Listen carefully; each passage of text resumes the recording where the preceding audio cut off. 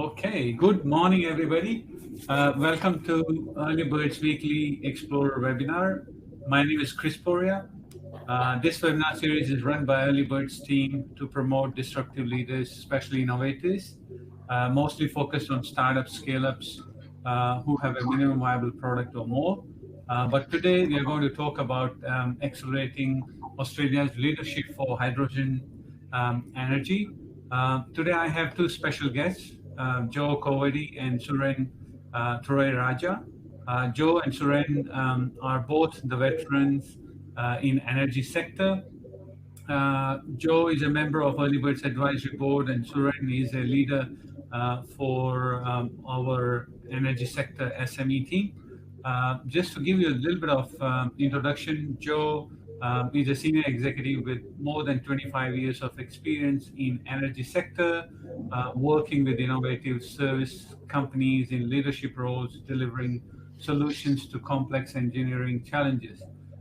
He has broad industry experience in engineering, asset management, corporate risk, and strategy, holds a master's degree in engineering, and is a graduate of Australian Institute of Company Directors. He cares about both the outcome and how it is delivered.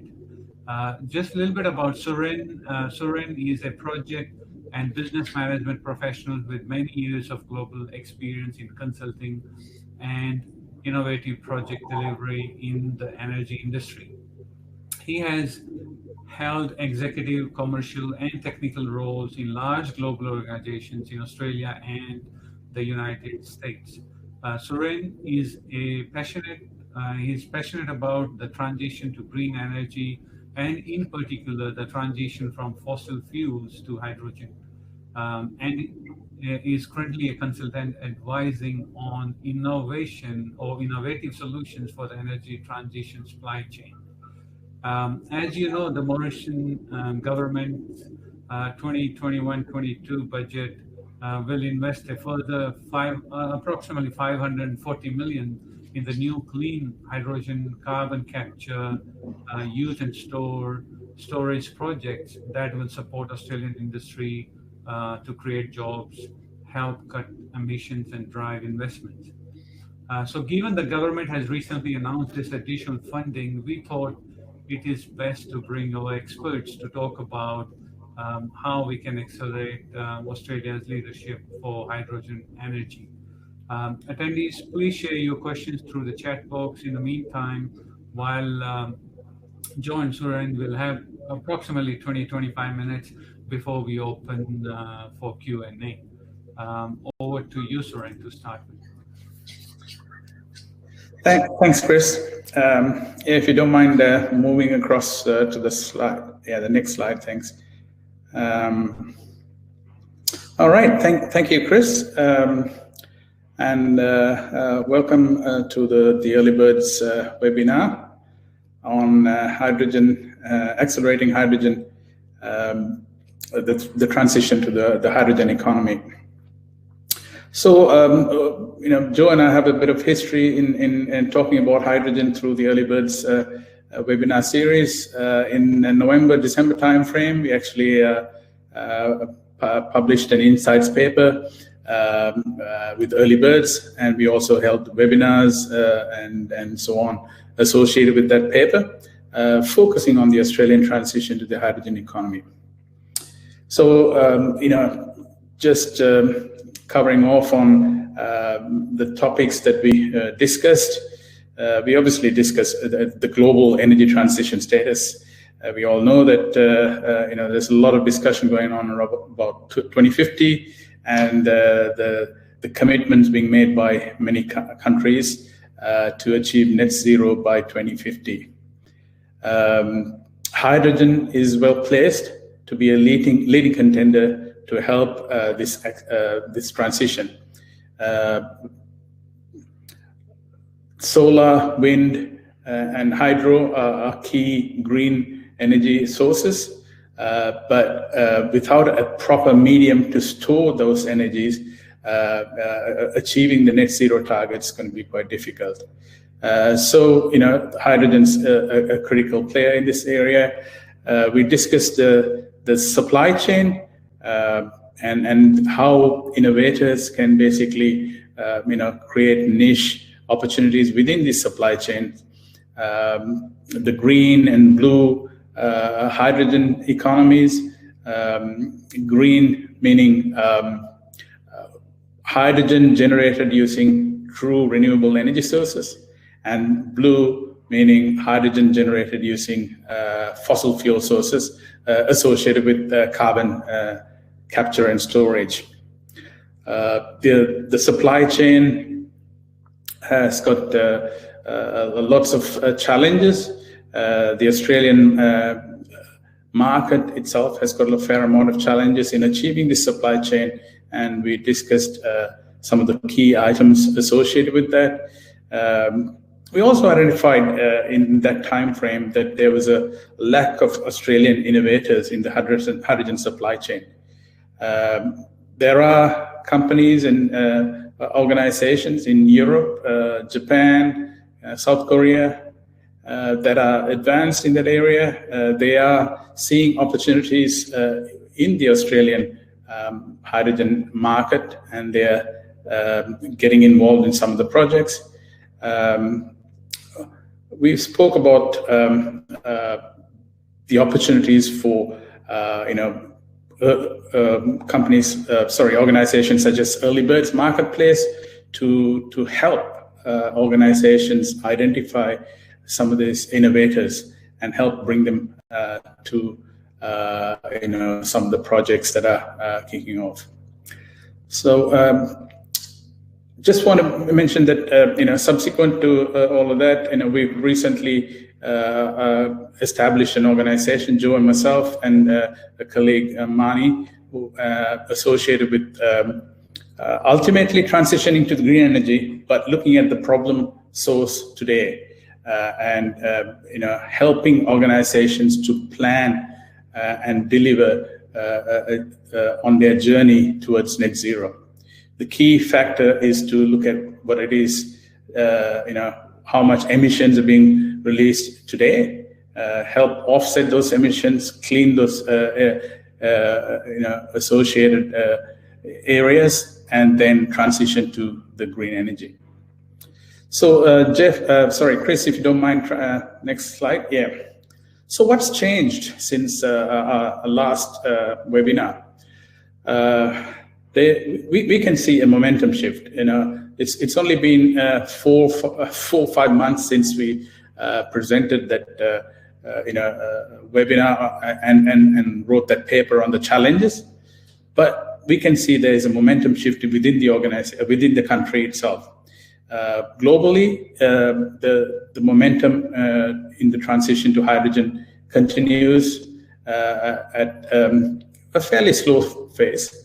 The Biden government coming in has helped kickstart the US on that journey as well. But in Australia, we can see some key milestones. So in February 2021, the NERA organization, the National Energy Resource Australia organization, announced the establishment of 13 hydrogen clusters, and they funded those clusters.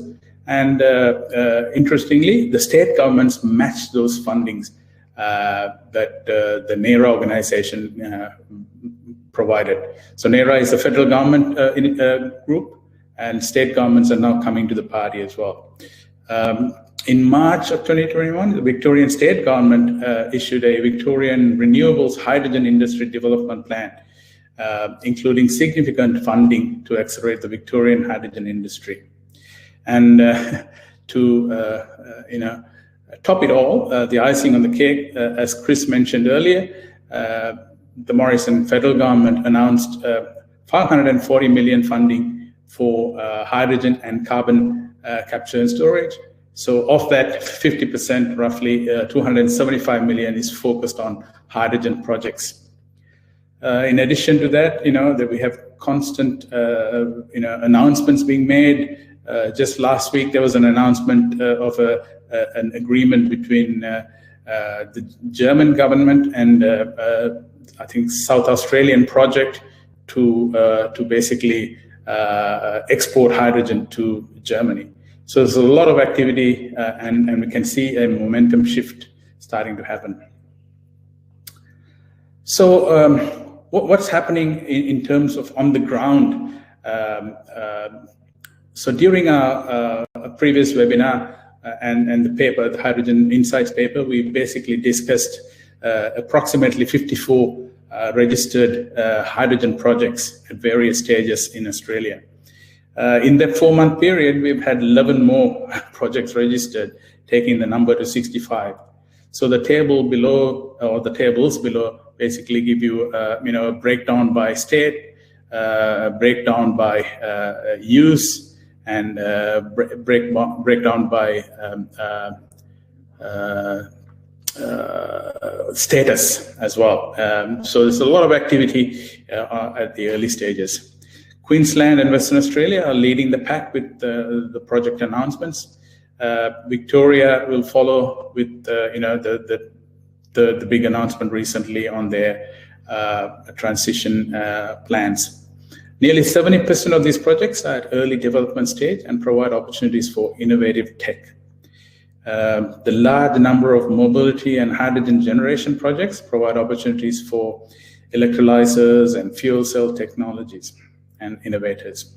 So, if you look at the 65 projects that are registered, we can see some of the big organizations like Fortescue Minerals Group, Woodside Energy, and various Japanese and European partners, with tech and level of interest and market opportunities participating in these projects.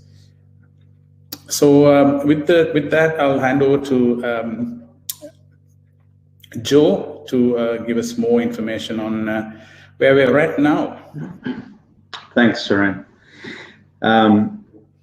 Look, in preparing for this, I guess we looked more broadly than just what was happening on our own doorstep in Victoria and in Australia, and we came across this really interesting graphic recently issued April 2021 from the World Economic Forum, titled Fostering Effective Energy Transition, the 2021 edition, an insight report. And the graphic really does show quite clearly the chaos in terms of energy transition that many countries and large organisations are facing.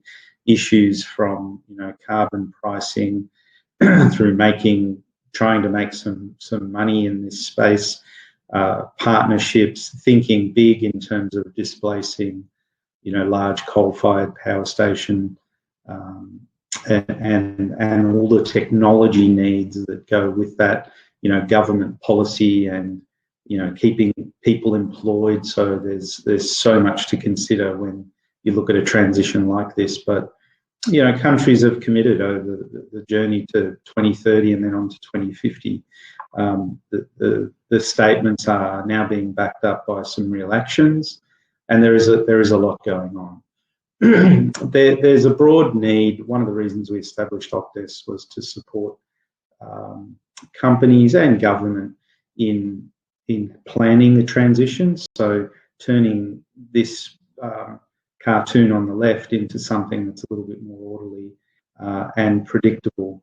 People like plans, and they love it when government sticks to plans as well. So we see our role there as delivering some projects in the hydrogen space and other technology areas, but also supporting government and making life a little bit more predictable for some of the energy-intensive activities in industry. So in the near term, offsets, carbon offsets are available.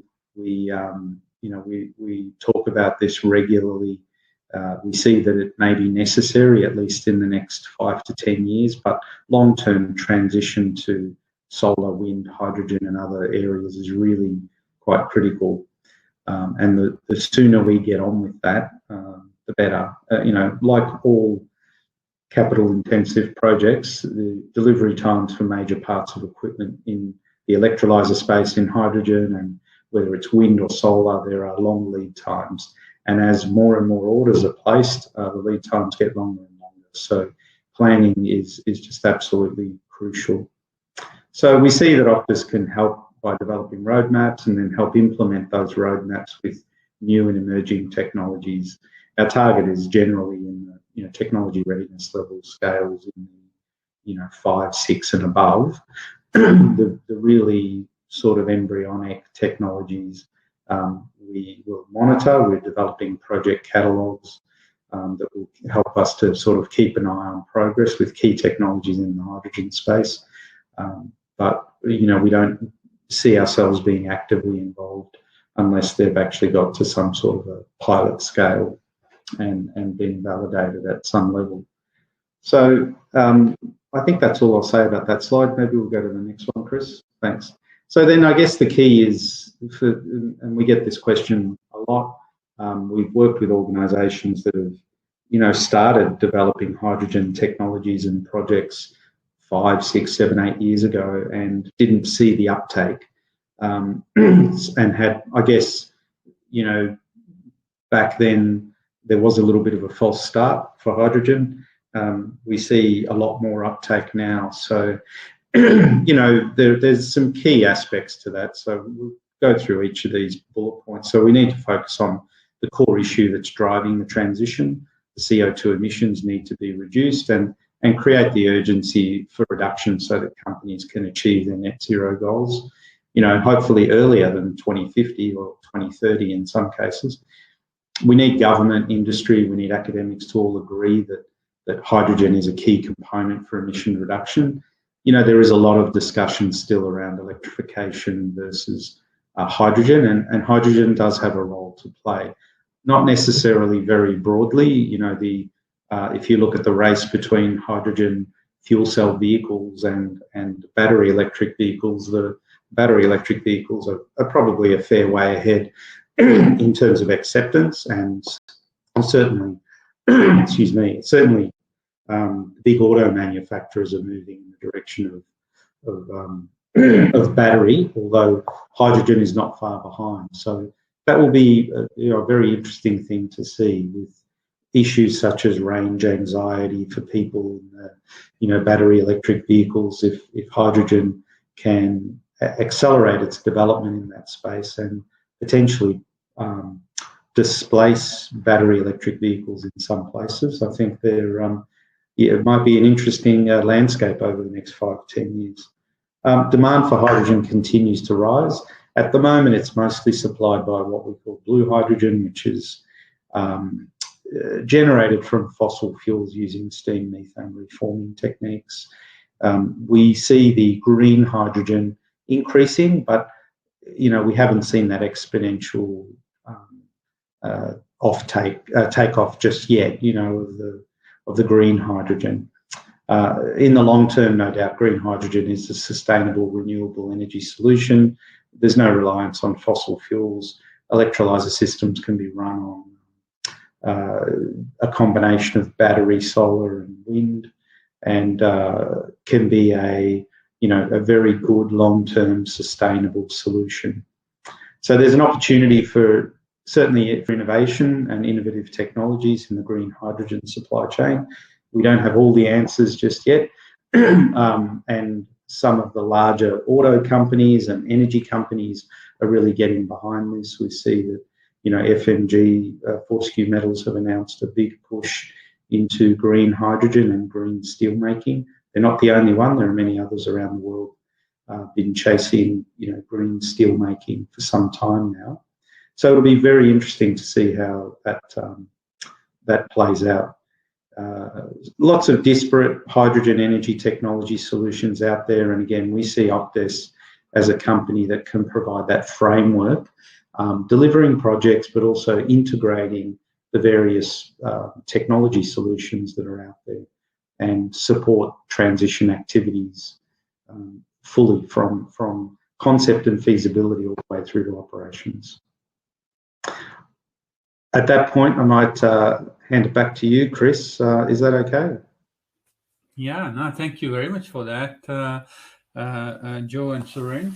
Really appreciate it. So attendees, as I said earlier, please type your questions in the chat box if you have any questions.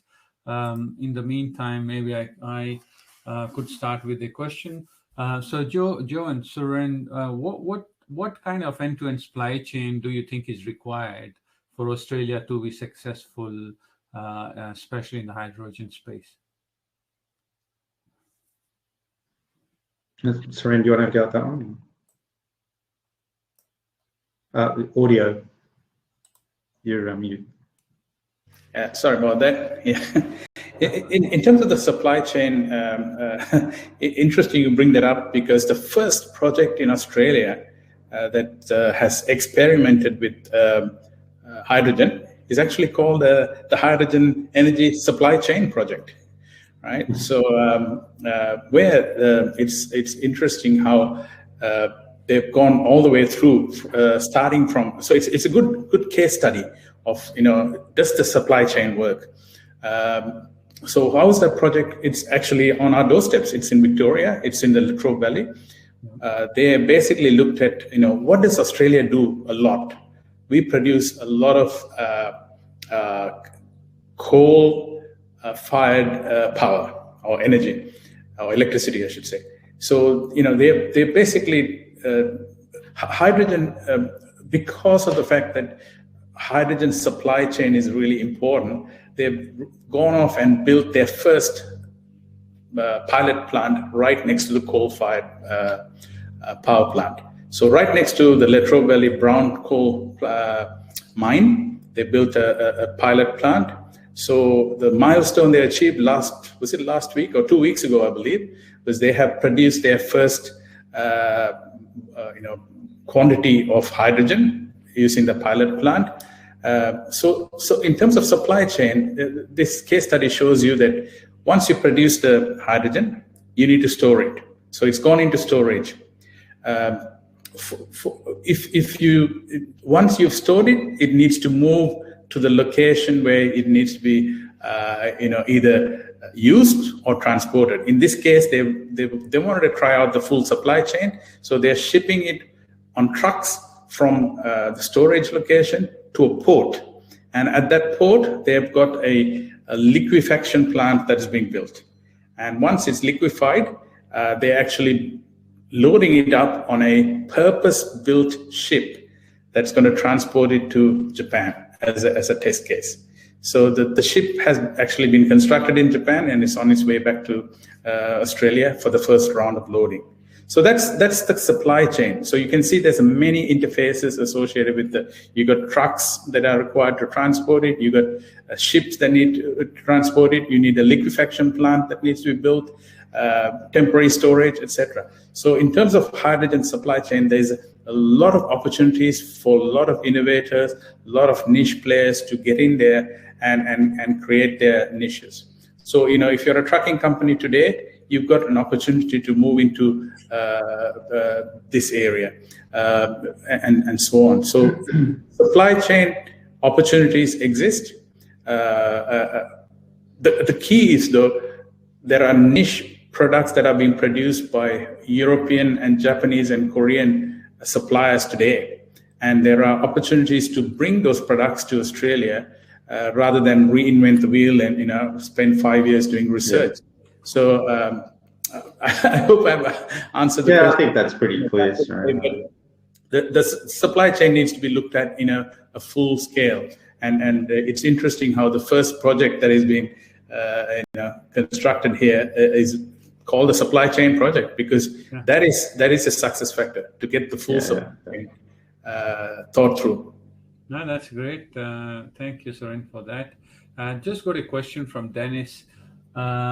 He said Scott Morrison recently announced a significant expenditure for researching into carbon sequestration in spite of the fact that the CO2CRC, which is Collaborative Research Centre, being Australia's leading carbon capture, utilization and storage research organization, have dedicated more than 150 million to safely capture, storing and monitoring CO2 over the past decade. So can anybody explain why the new initiative? So I think that's I'm happy to have a go at that one. I think it's a really good question. Thanks, Dennis. The CO2 CRC has been around for a long time. In a previous role I had, we actually operated that facility for the CRC down at Otways. I think there's still a lot of work to be done. That's not the only project in Victoria. There's another one called CarbonNet, and there are other projects around the country that have been funded by government, largely by government, to look at safe underground storage of CO2. Of course, the big project in the west with Chevron has also had a fair bit of publicity. There are still many challenges, is what I would say, around safe underground storage of CO2 and finding the right reservoir, finding the right... And energy efficiency is probably a key driver in all of this. When the CO2 CRC was first established years ago, I don't think we had the same driver for energy efficiency as what we have now. So, to capture CO2, you still need to then compress it, build pipelines and safely inject it. That requires power and energy. So again, doing that in an energy efficient way is probably one of the key challenges. That another production company is looking to store CO2 in Central Australia. There are other projects emerging. So whenever there is, although the technology is pretty well understood, or the process is pretty well understood, whenever there's the broad requirement that there is at the moment and a growing requirement, I think there's always opportunities for optimisation. And I think that's where that money is most likely going to be directed towards, making the CO2 capture and storage techniques more energy efficient, optimising processes, making them safer, and also perhaps some exploration work around finding more storage potential, reservoirs with more storage potential. So it's still early days though. That announcement, we haven't seen all the detail behind that. So I should add that caveat. Thank you. Yep, no worries, Chris. And thanks, Dennis, for the question. So maybe before we go, maybe if you guys are able to kind of summarize and what are the key challenges and opportunities, especially for Australia in this hydrogen, energy space. Go ahead, sir. Yeah. I was going to say that there are challenges, but obviously you can look at all those challenges as opportunities, right? We have seen the opportunities, so we've established a company. So there's a lot of government support at the moment. As a matter of fact, just looking at my home state, Victoria, they've started investing in education. Basically, they see that the transition to the hydrogen economy is significant enough to invest $9 million with a university to build training courses, right? To educate young people coming out of school and creating new, opportunities or jobs. From jobs all the way to innovators with really smart ideas. Would have struggled a lot to get those ideas out to the global market, but now we have an opportunity in Australia. So a lot of opportunities for innovators and smart tech providers. Yep. I would add just really quickly there, Chris, I echo Suren's comments around education. We can't do enough of that at the moment in terms of transition and educating people around what technologies are available and what options are available. But also one of the big challenges with large-scale hydrogen production is producing cheap green energy. So, being able to produce solar and wind and other and battery technology, bringing the price of that down really helps drive the hydrogen economics. Yeah, no, that's great. Thank you very much, guys, for your expert commentary this morning. I really appreciate that, and I'm sure that people are going to reach out to you, and hopefully we will see you guys in our next webinar. Thank you very Great. much. You have a Thanks, great. Chris. Thanks, Chris. Thank you. Bye-bye.